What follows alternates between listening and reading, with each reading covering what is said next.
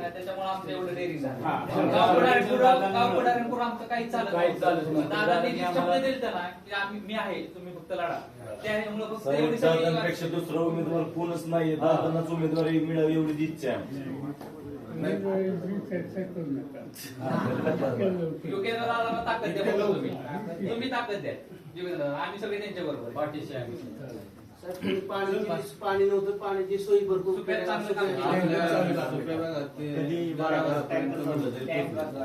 युवकांनी कधी फोन केला तर मदत पोहोचली. नुकसान भरपाई दिली आता चांगलं लक्ष दर मंगळवारी लोकांच्या समस्या ऐकल्या जातात साहेब.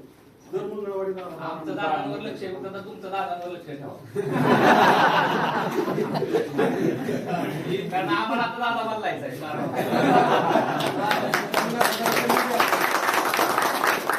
काटेवाडीत शांत दादा आणायचं आम्हाला. साहेब आम्ही काटेवाडीचा पण ग्रुप आला.